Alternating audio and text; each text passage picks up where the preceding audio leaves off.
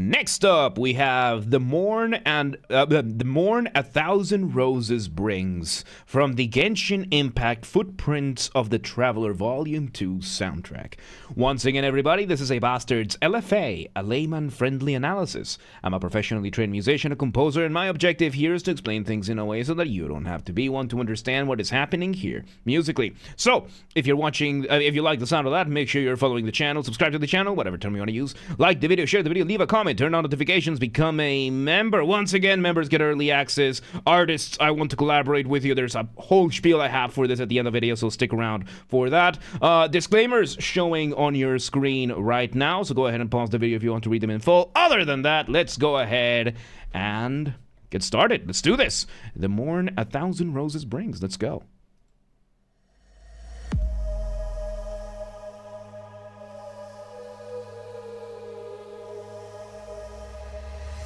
Okay, so we start with a very subtle bass drum hitting. We have some chords being held in the background and one of the what sounds to be a synth, and then we bring in our initial motif with this flute-like synth in the higher end. So, motif being the smallest version of your musical idea, the seed, the essence from which everything else comes from.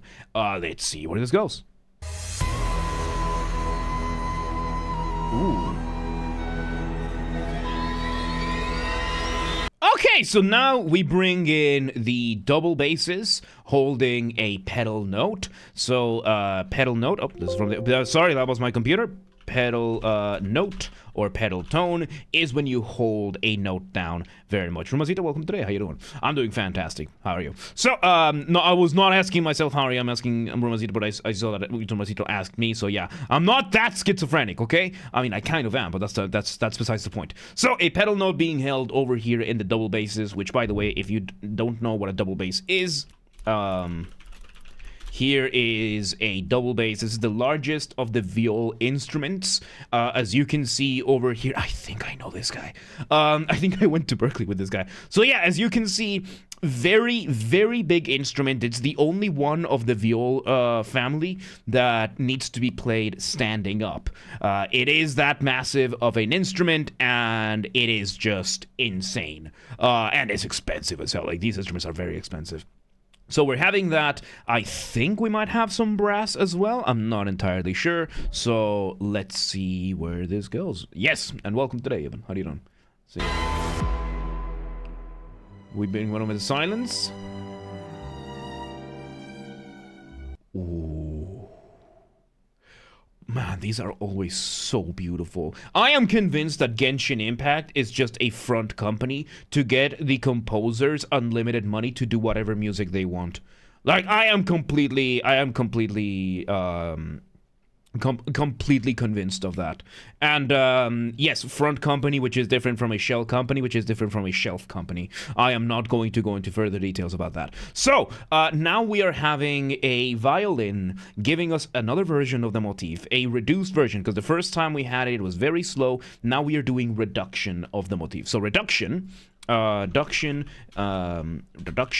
being when you speed up some sort of music. So let's say we bring up this keyboard. Yes, I've had this keyboard all along. Let's move on. Let's say we have our ever so trusty C major motif, right?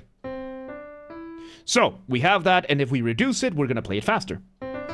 And that's it. It doesn't have to be louder. I just mashed the keys louder. So we're having that, and then we are bringing in what sounds to be the French horns giving us the chords.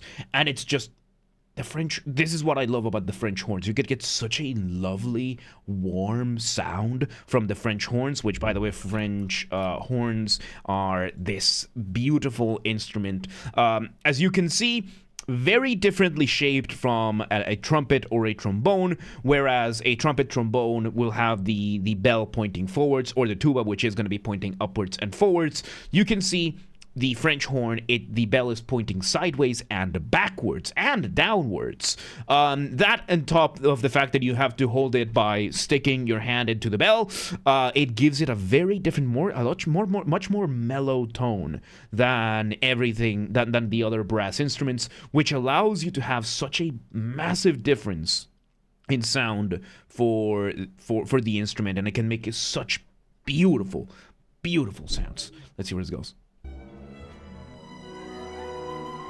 We bring in the flute. Oh, and we are slowly engaging. And we are slowly engaging in a crescendo. So, crescendo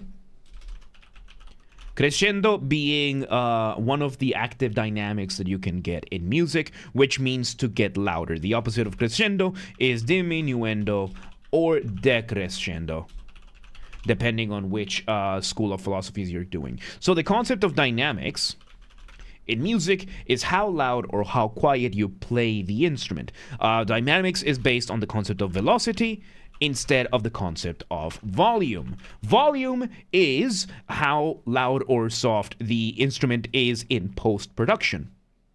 So that's going to be sounding very different if I play something on the keyboard and then change the volume as opposed to playing the keyboard softly. So dynamics, they will go from piano, variations of piano, which means quiet, to forte, or F, which means loud. And by the way, the instrument that we know, the one that sounds like this, yeah, the whole name of the instrument is the pianoforte, because it was the first instrument of its kind, the first kind of keyboard instrument to allow the players to play quietly. If you look at manuscripts from Mozart or composers before Mozart, you would see that they often did not have a dynamic signature for their keyboard pieces, because their keyboards, their harpsichords, their clavicem, their celestas, all of these, the claviers and all these different keyboard instruments did not have dynamics. They had a binary system of keyboards, which means sound on, sound off. That was it. Pianoforte is a funny name. It sounds funny, but it was revolutionary at the time, because then I can play it piano, I can play it forte. So that is the difference between that. And then, of course, you can have variations. You can have the... whenever you put an extra P, you go from piano to pianissimo. Then if you add... The more you add, the more issimos you have to add, right? So pianissimo, or pianissimo, pianissimo. Then the same thing for forte. One F is forte, two Fs is forte. Fortissimo, 3 Fs is fortissimo.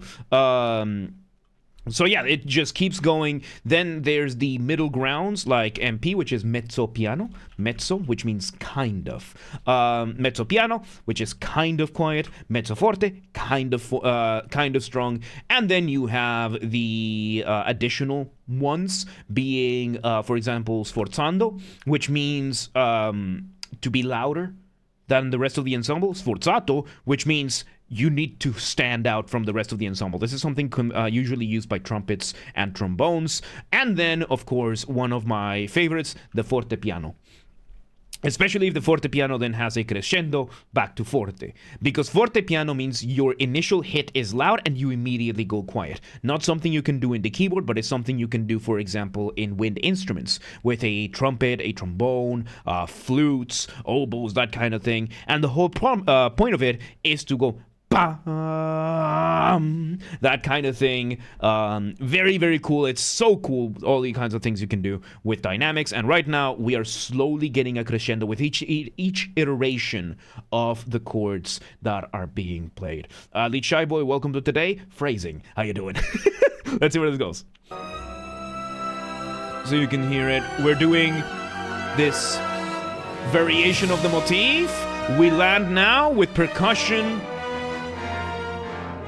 And now we are engaging in an elongation, the opposite of reduction, of the motif. And we are making this very royal. How are we doing that? We are letting the brass instruments, the trombones, the French horns, maybe the tuba a little bit, playing some very cool chords over there. It's really cool. Let's see where it is. Oh, and we're getting trumpets and violins doing the doubling. Doubling being when you have more than one instrument playing the same thing at the same time. So let's see where this goes. Those.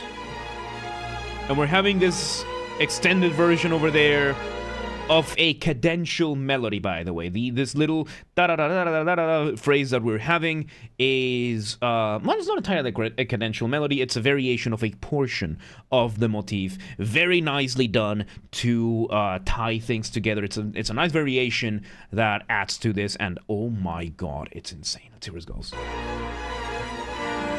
Crescendo with the trombones.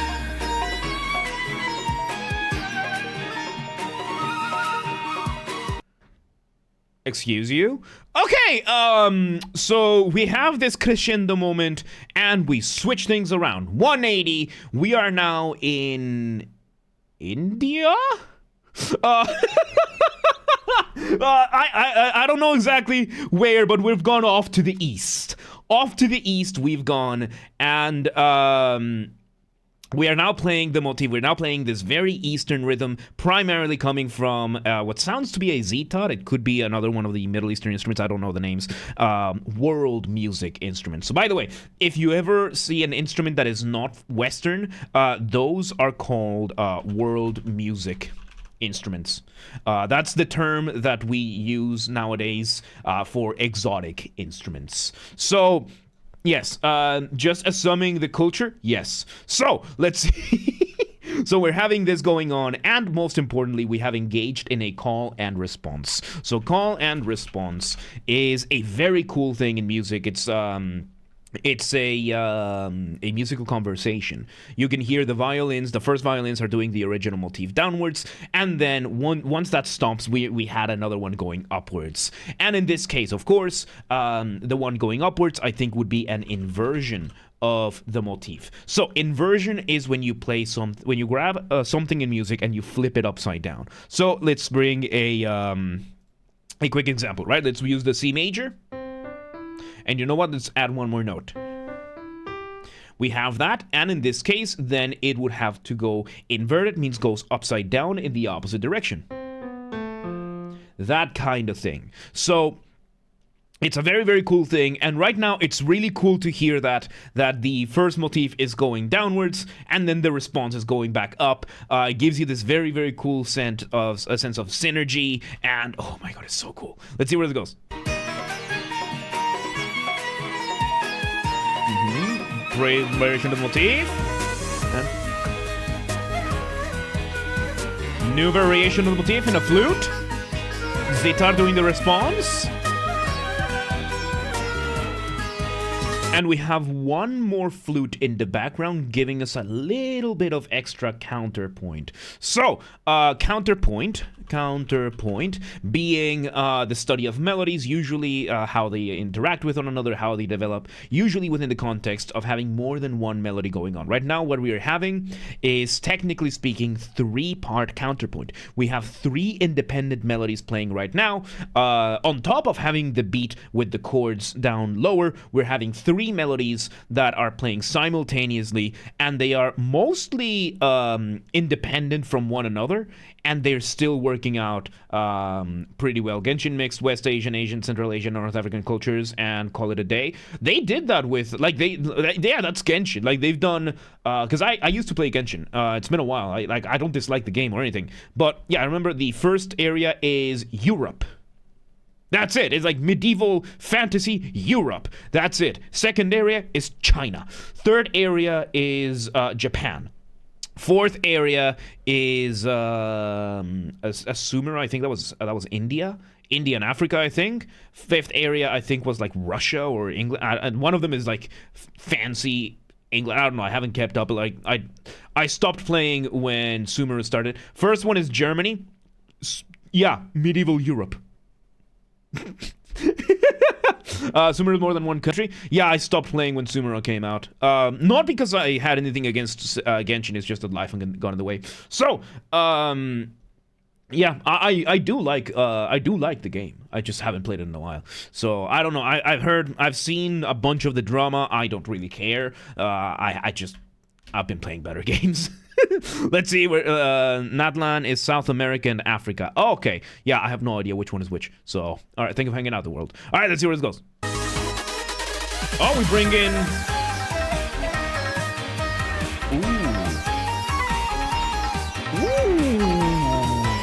Okay, so we bring in these electric drum kits to replace the exotic Eastern drums. I tell you, this music is incredible. Hoyoverse, whatever the name of the company, is a front company for which the purpose is to make to give infinite money to composers and allow them to write some of the best video game music, hands down some of the best music ever made in the world. End of story. It's so good. It's so good. So, Real says, welcome to the head one. So, yes, it is. Yes, it is. Yeah, we had Basterd broken for like a day. So, yes, we're having this other variation of the motif being played now from this flute, and now it's being played more like a solo. And it just extends the motif in a way that this could be a Stravinsky-esque approach where it sounds like a solo, but it's not really. Stravinsky, of course, Igor Stravinsky, being an absolutely insanely talented, one of the most consequential composers of the 20th century. He is the father of polyrhythms, of polyharmonies, and the concept of planned improvisation. If you listen to his ballet, Rite of Spring, Rite of Spring by Stravinsky, the start of it starts with a bassoon solo, and the way that it's played, you would think the bassoonist is improvising, but he's not. The bassoon is not improvising during the intro of the Rite of Spring or during any of these. Stravinsky just makes it sound like it. So we're getting something like that over here in what sounds to be this, and absolutely, this goes to show how important your drums and accompaniment are. I have to bring it up. If you want to listen to another example of how much your drums can really affect the feeling of your music, listen to the intro of The Mirror by Dream Theater. In the intro of The Mirror by Dream Theater, the guitar is doing the exact same thing. Jang, jang, jang, jang, jang, jang, jang, jang, jang, for 1 full minute. By the way, if you do something the exact same way for a while, it's called an ostinato. And then around it, the drums, the synth, the bass, they change around the guitar to the point that it is genuinely difficult to tell that the guitar is still doing the exact same thing. It's insane. It's insane. And right now, we have done something like that in this case. Let's see where it goes. Ooh, and we're having some... and we are bringing some accents by the violins. It seems like it's both violin sections doing this over here. We have a full orchestra here as well. So, what does SWOT stand for? The Sentient Wheel of Destiny. So, yeah. That's what it stands for. It's what picks our music, which, by the way, if you're watching this on YouTube and you're asking yourself, how do you pick your songs? I don't. I have right here the Sentient Wheel of Destiny that picks pretty much every single song we do, except for the bribe list, but that's a separate thing. I've only chosen 2 of the songs we've done so far. Flame Wall and one more. I don't remember the other one we did. I know Flame Wall is one that I picked myself. The other one, I don't even remember, but it's been 2. We're at like LFA number like 465 or something right now, and I've only picked 2. So yes, we're having this right now, and the violins are doing accents. So accents in music is not for you to be able to tell whether somebody's from Canada or from New York. It is for accentuation. Accentuation being, of course, when you are highlighting particular points of the rhythm, which you can hear the violins giving us these very cheeky stingers every once in a while. So technically I asked for Flame Wall, but still it doesn't matter. I'm the one who chose to override everything and do it. So let's see where this goes.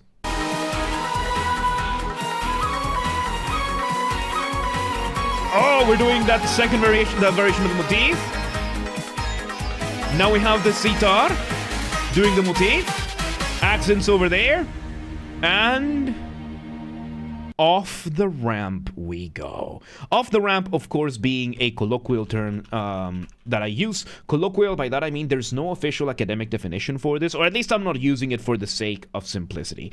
And off the ramp is a transition. It's a specific type of transition. It can be as short as a couple of beats. It can be as long as an entire section. And the purpose of it is to make your listener feel suspended up in the air at the mercy of inertia, waiting to see where you land. How do you do that? Remove the drums. Maybe the bass is as well. And right now, we have replaced it with our string section, with our string orchestra, doing what is called a tremolo. They are doing tremolos. Basically, the strings are rolling their R's. That's what a tremolo means in the context of classical orchestral music. Let's see where this goes.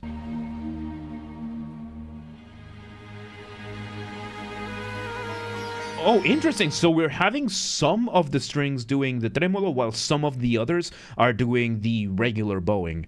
This is really cool. And we have the sitar again. Let's see where it goes. Flute again. And we immediately bring it back up.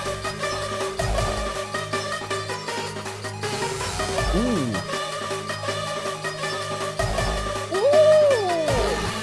Okay, so we bring in this new variation of the motif, and what we are doing is that we are repeating some of the notes, and we're just spacing some of them out a little bit. Yeah, we're just spacing out some of the notes. We are repeating. So basically, let's say our motif is something like this, right? And what we're doing is we are just taking this whole thing, we're copying, we're pasting it, and we are just letting the first couple of notes play before we do the rest of the shape. It's a clever way of developing material. Let's see where it goes. We bring in the electronic drums again. All right. And build up off the ramp. We bring a piano with a solo violin and a cello. Call and response from a violin and a cello. Oh, by the way, a cello means a violoncello. Violoncello being another instrument of the viol family. Difference is instead, as opposed to the double bass, this one you can actually play sitting down. This is a very bad example of an image. Here you go. You can play it sitting down instead of standing up because the instrument does not demand it. The other two instruments in the viol family that are commonly used right now are the violin, which is our only quantum instrument in existence, one of the quantum instruments that we have, as well as the viola. The viola being a slightly larger version of the violin. From this image alone, you would be able to see it, but here you can see the string or the viol family, because there's more than just these, but this is the viol. We have the double bass, violoncello, viola, and violin. And by the way, the violin, as I said, being a quantum instrument, because this same instrument, physically speaking, is also called a fiddle. And the difference between a fiddle and a violin is entirely only how they are played. You don't know whether it's a violin or a fiddle until after it's been played. It's actually Hoyo, while they do a hardstyle song, I mean, they have done it. Like, they do have all sorts of characters. And don't forget, Hoyo also does sci-fi games as well, so they would do hardstyle. So, stands to reason. So, violin and not a fiddle. In this case, it's a violin, because it's being played, and we can tell it's a violin. But we can only tell whether or not it's a violin or a fiddle until after it's been played. It's such a cool thing. So, yeah, let's see where it goes. We're having this back and forth between the violin and this is really cool. So the violin is doing the straightforward, the regular version of the motif, and the cello is usually doing either an inversion or a retrograde. Retrograde being another way that you can develop your material. It's a different type of mirroring. So inversion is when you flip something upside down. Retrograde is when you flip something backwards. So, for example, let's take this, our C major motif, the extended C major motif, right? we do the inversion. And then if we were to bring it back to the original, if we do the retrograde, that is what we have going on over here. And yes, there is such a thing as retrograde inversion, which is just the backwards version of the inverted motif. These are mostly terms that you get from like the 12-tone matrices, but yeah. Anyway, let's see where this goes. Very beautiful, and we're having a piano in the back giving us accompaniment. We're bringing some percussions back, some synths with the... Oh my god, okay, so we bring the synths being distorted a little bit by a synth. There's the arpeggios again. Oh, we bring the orchestra again. We change the rhythm to a more dance-like... Oh, we bring the full orchestra in. We are allowing the brass. We're finally allowing the brass to really shine. You can tell this is a climax. Usually you can tell how much a climactic time it is of the piece, depending on how loud the brass is, right? The brass instruments being, of course, trumpets, trombones, tubas, and French horns, technically speaking. And yes, usually you're gonna have something like this going on. We changed the feeling, we changed the rhythm from being a 4/4 to a, sounds like a 6/8. So 4/4, of course, you count in 4, 1, 2, 3, 4. And a 6/8 is more like a ballet, kind of like dancing. 1, 2, 3, 4, 5, 6. 1, 2, 3, 4, 5, 6. So we're having that right now. Very cool way of changing just the paradigm of everything. Let's see how it goes. We modulate. Oh, we're doing... Sounds like a retrograde version of the motif. So we add the drums, and it sounds like we added a retrograde version of the motif. And more importantly, we did parallel modulation. So yes, modulation, of course, being when you change your key signature. So when you're making music, you have three components, right? Melody, harmony, and rhythm. Now, melody is your individual horizontal lines of music, your rhythm is the use of time, and harmony being by far the most complex out of all three, which is what chords you're using, what scales you're using, what scales you can get out of your chords, what chords you can get out of your scales, the relationship between them, the relationship between your sets of chords and sets of scales, that kind of thing, right? You can really just build more and more layers of extrapolation on this. And the way it works, right? When you are playing music, you are using a scale. Your scale is going to come out of the chromatic scale. Which is... Oh, just one T, please. The chromatic scale is going to come out is the 12 tones of Western music, right? So that is all black and white keys on the keyboard, as well as all 12 frets of the guitar, where A is tuned to 440 hertz. And then out of those, you take some formulas based on the distances between notes, and you pick 7 notes out of those usually, and you get your scales, and most importantly, you get your key signature. Your key signature is what chords you can get out of your basic scale. So if we take, let's say, the scale of C major, C, D, E, F, G, A, and B, we can make combinations of chords, C, E, and G being C major. Then we can have D, F, and A being D minor. And you can just continue making your different chords out of all of these. Now, if we were to then say, okay, but I don't want to be in C major. I want to change to something completely different. I want to change over to, let's say, G minor. So G minor...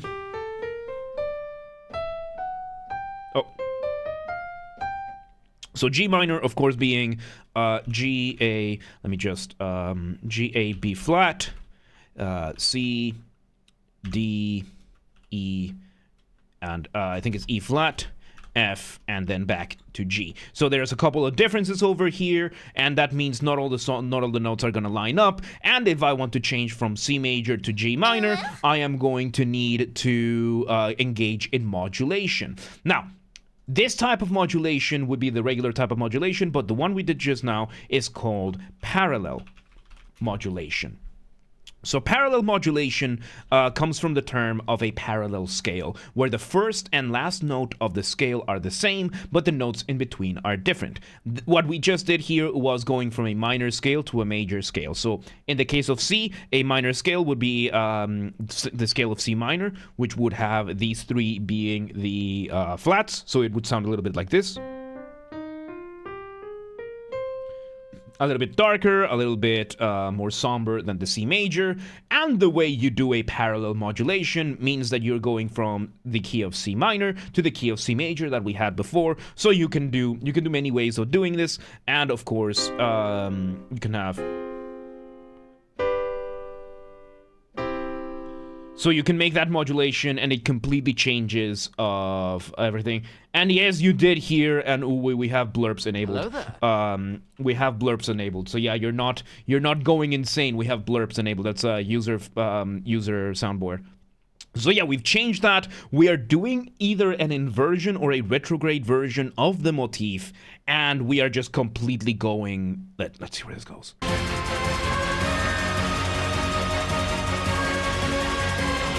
With, and off the ramp again, forte piano! We got a forte piano! One last hit of everything, we do a forte piano crescendo, we bring it up, we hit one last note, and we let it echo out, and there you go. Dude, that was awesome. And we got a forte piano. We got a forte piano with a crescendo. Look at that. Look at that. That was awesome. There you go. That was the Morn 1,000 Roses Brings from the Genshin Impact soundtrack. Once again, everybody, this has been a Basterd's LFA, a layman-friendly analysis. I'm a professionally trained musician, a composer, and my objective here has been to explain things in a way so that you don't have to be one to understand what's happened here musically. So, if you're watching this on the YouTube video archive thing, thank you for watching. Make sure you're following the channel, subscribe to the channel, whatever term you want to use. Like the video, share the video, leave a comment, turn on notifications, become a member. Once again, everybody, if we somehow hit 10,000 subscribers on YouTube before Christmas of 2025, which is an actual real possibility, it blows my mind. Thank you, everybody, for being here. If we somehow hit that, I will take a single fan fiction of the choice of the community, and I will fully produce, record, and voice act an audiobook for it. We also have a member who offered to do a Discord Nitro giveaway. If you have any other ideas, like we might do other types of big giveaways as well. If we do that, if you have any other ideas or you want to offer more for the hype, just let me know, reach out, and we'll make it happen. This has to be achieved through legitimate and honest means only. No account duping, no buying, no follower buying, no bots, no alting, no rat behaviors like that. Go instead share the videos, the streams with your friends, with your families friends, with your friends' families. Those are two distinct concepts, by the way. Share them with your communities online and offline. Go spread the word. Use the hype function on YouTube. I don't know how it works, but we do have a group that does. Link the description is the Discord, so go coordinate with them. And yes, artists. If you're an artist, so Mihoyo, if somehow Mihoyo gets attention, or any other artist on YouTube, if you want to collaborate with me, please let me know. I am more than happy to provide my musical skills, whether it is guitars, Mongolian throat singing, you know, the good old kind of thing, or voice acting, or singing, or if you need help with composing anything, just let me know, and we can figure anything out. And yes, just reach out, and if you're in the audience, you know any musicians that could benefit from my skills, just let them know. Please do not harass anyone, do not spam anyone, be cool about it, do not be a rat. Members get early access to the content. I schedule the videos for the week on Saturdays, and if you're a paid member on YouTube, regardless of your tier, you get access to the videos when I schedule them, at least for the LFAs. So become a member today. If you want to listen to this without me interrupting every 3.5 seconds, I will be linking it in the description down below. If you want to request a song and you are not on the live stream, check the pinned comment down below. By the way, if you are on the live stream, you can go ahead and start requesting. And if you want to catch the streams when they happen live, we aim for Monday through Friday, 6 p.m. Central European time. If you're not in Europe, do not worry. We have the full up-to-date streaming schedule showing in your local time zone in both Discord and Twitch. So if you live in Salaberry de Valleyfield, Quebec, and you're like, yeah, but what time is 6 p.m. in Hungary? I don't live there. Don't worry, just go to the Discord or the Twitch, both linked down below. And they're going to show the schedule in your local time zone. And follow the gaming channel. We have a gaming channel because, of course, I have a gaming channel on YouTube. What else could I possibly have? Games are Basterd. That's where we put the gaming after shows when they happen. They get recorded on the main channel. And then the recordings of the after shows go onto that channel. Link down below, or just search on YouTube for the same username as James R. Basterd. Just swap the J for a G, and you got it. And, yeah. There you go. The Morn 1,000 Roses brings Hoyo-verse. Man, they are really, really incredible with their stuff. Really good stuff. Really good stuff. But yeah, let's move on.